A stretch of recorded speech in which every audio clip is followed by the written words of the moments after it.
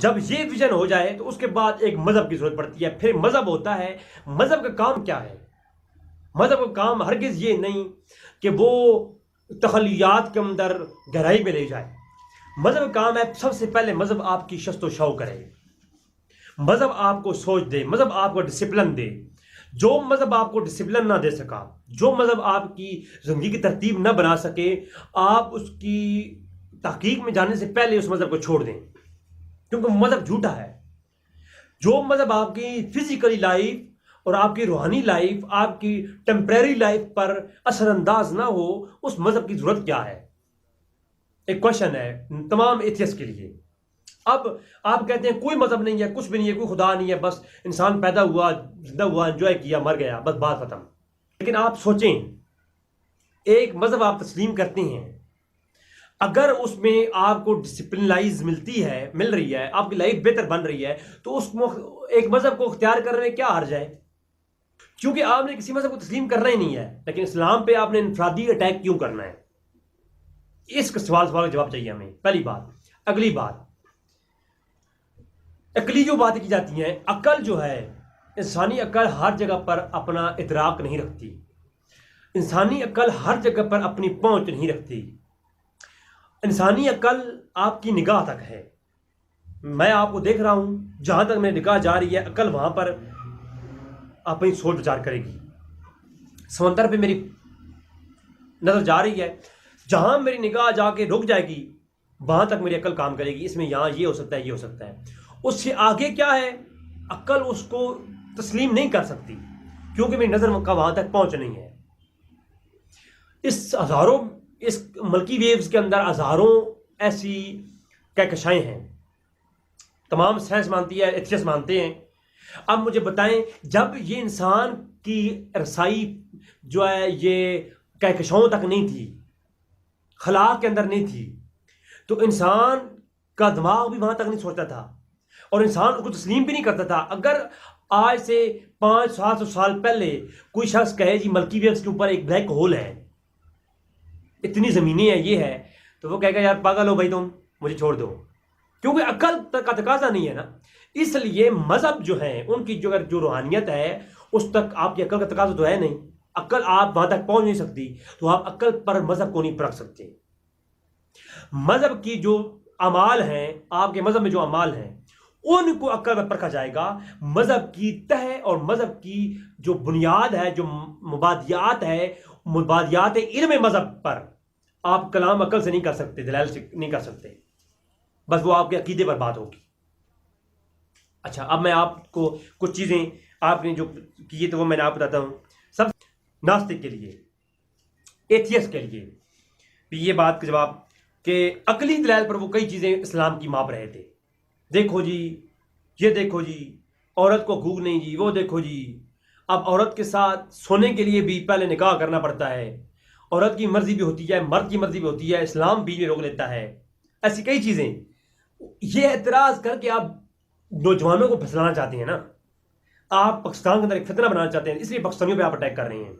और आप कहते हैं मैं एक्स पाकिस्तानी हूं, पहले पाकिस्तान में आप रहते थे, आप कहते हैं मैं लाहौर में मुसलमान था, मैंने मुसलमानियत छोड़ दी, आप कनाडा जाके बैठ गए हैं, तो कनाडा में जाके बैठ गए तो अच्छी बात है, लेकिन आप ये गुमराही वाली बातें ना करें।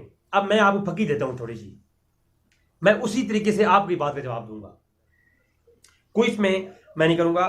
अच्छा, आप तमाम मजहब देख लें, तमाम मजहब में मजहब की कोशिश होती है कि वो इंसान को इखलाक सिखाए, एक तरतीब सिखाए, इंसान एक अच्छे तरीके से अपनी जिंदगी बसर करे, अच्छे तरीके से कौन कौन जिस्म के बाल काटने हैं, सफाई का कैसे ख्याल रखना है, आपने पहनना कैसा है, खाना कैसा है, कौन सी चीज़ इंसानी सेहत के लिए अच्छी अच्छी है, कौन सी मुज़र है, कौन सी चीज़ें खाओगे तो कोरोना हो जाएगा, कौन सी चीज़ें खाओगे तो कैंसर फैलेगी, हार्ट की बीमारी फैलेंगी, तो वो इंसानी सेहत के लिए नुकसानदेह हैं। तो कौन सी चीज़ सेहत के लिए अच्छी है, वो खाना बेहतर है। मज़हब जो है इन चीज़ों की डिवाइडनेस करते हैं। All religions dividing of everything about yourself, your health, your character, everything. आपके तमाम तर अखलाकियात पर आपका मजहब असरअंदाज होता है, क्योंकि मजहब एक तरतीब होती है जो आपको आपकी शख्स शौ करती है। अब आप इस्लाम के अलावा बाकी मज़हब देखें, वो अखलाकियात बढ़ाएंगे, आपको उठना बैठना दहशतगर्दी से हट के जानवर मारना भी नहीं सिखाते मजहब। ये मजहब है। आपकी अक्ल से तो हर चीज को मारा जाए तो कोई टेंशन नहीं, इंसानों को कत्ल किया जाए कोई टेंशन नहीं, जो मर्जी करो करते जाओ, कोई ना कैद ना कुछ और, कोई कैद नहीं। यानी आपके नजदीक तो औरत है।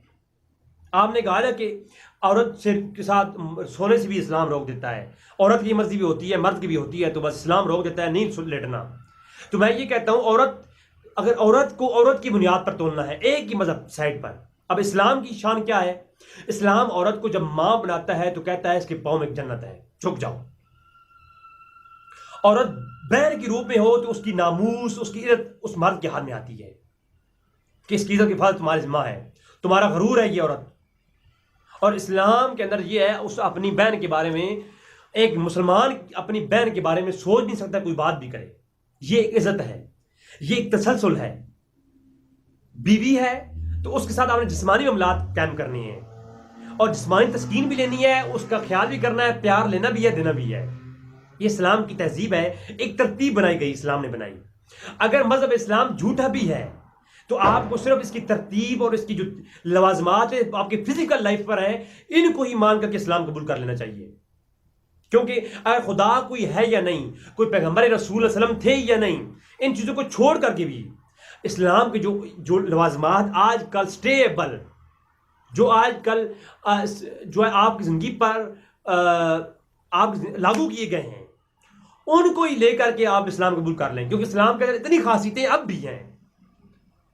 इस्लाम कभी नहीं कहेगा कि औरत बहन भी है, औरत मां भी है, तो जिस्मानी सुकून के लिए अगर इस्तेमाल करना है तो मां को कर लो। फिर अब आपकी बात का आपकी जुबान में जवाब है। अकली दलील को मापना है तो औरत है।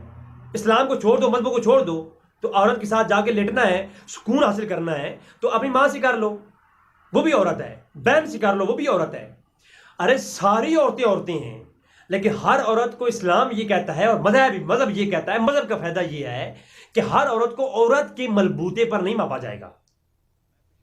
औरत सारी हैं लेकिन उनका अलग अलग मकाम है। एक घर के अंदर मां भी होती है, बहन भी होती है, बीवी भी होती है, लेकिन दो के पास जाने से इस्लाम रोकता है। एक तहजीबी सिस्टम है ना। अब आपके मजहब में, ये जो बाकी मजहबों में मां के साथ लोग निकाह कर लेते हैं, रातें गुजार लेते हैं, ऐसे होता है यूरोप के अंदर। लेकिन सोचने की बात यह है, इस्लाम क्या कहता है? इस्लाम ये कहता है जिस मां ने आपको जन्म दिया है उसके जिस्म के साथ आप हमबिस्तरी नहीं कर सकते। ये एक तहजीब है, एक सिस्टम है, और एक जो अदब है, एक हया है, एक ऐसी चीज है जो कि इंसानियत के तकाजे को मुकम्मल करती है, और मजहब इसी चीज का फायदा देता है। इसी तरह बहन है, एक घर में एक ही मां से पैदा हुई हो तुम लोग, तो आपके नजदीक के मुताबिक तो उसके साथ हम बिस्तरी करना जायज है। लेकिन इस्लाम ये कहता है और मजहब ये कहते हैं, इस्लाम की हट कर भी, और अक्ल भी ये कहती है कि अगर एक घर में रहकर ये गंदगी फैलेगी तो गंदगी फैलेगी, इसमें मुआशरा बिगड़ेगा, एक पूरे मुआशरे में तहजीब और तमद्दन नहीं रहेगा, गंदगी फैलेगी, घर में ये औलादें होती रहेंगी, घर में गंदगी होती रहेगी, तो वो घर में जो एक सिस्टम है वो खत्म हो जाएगा और वो सारा माहौल एक बिगड़ रह जाएगा। औलादें ज़िना की होती जाएंगी, मुआशरा बिगड़ता जाएगा, कोई इज्जत नहीं रहेगी। और आज यूरोप के अंदर ये हो रहा है और ऐसी चीज़ें हो रही हैं, और आपकी नस्ल में भी ये सही होगा। आप जो अभी इतनी बड़ी बड़ी बातें करते हैं ना, तो अकल पे नहीं नापना, आपने इस्लाम की जो तहजीब है इसको देखना है। तो इस्लाम बीवी के साथ इजाज़त देता है, क्यों? एक ख़ास एज में आप उसको अपने साथ रखें। अच्छा, कोई कहते हैं जी अगर 8 साल 10 साल की उम्र में भी अगर औरत जो है मर्द का एक जी चाहे तो वो उससे करे। मैं ये कहता हूँ बालिग होने के बाद इस्लाम तो इजाज़त देता है शादी करने की, लेकिन अगर हर जगह जगह पर आप यही रिश्ते कायम करेंगे तो फिर आपकी सेहत के लिए हज़ारों मुज़र बीमारियां जो आजकल के बायोलॉजिस्ट ने इस बारे में कर दी हैं। बाकायदा हाल ही में अभी एक किताब छपी सेक्स के मुतालिक अमेरिका के अंदर ही, आप उस नेट से रिसर्च करें, education of sex about your self, तो उसके ऊपर पूरे लेक्चर आ जाएंगे। आप पढ़ेंगे तो आप मालूम होगा कि ये जो जगह जगह मुंह मारने की क्या बीमारियां हैं, क्या वजूहात है, क्या नुकसान हैं। अच्छा, अगली बात, यहां तक गुफ्तगू थी इस चीज की, लिहाजा निकाह एक औरत के साथ या 4 औरतों के साथ अलग रख के उनके साथ करना, ये एक तहजीब है, उनसे औलादे पैदा करना तहजीब है। आप जगह जगह पर करते जाएंगे, औलादे पैदा होती जाएंगी, एक पूरी गंदगी फैल जाएगी, अकल नहीं तस्लीम करती। इससे पहले अब ईसाइयत के यहाँ जो ईसाई ज़रात हैं उनका एक सवाल था, उसका जवाब।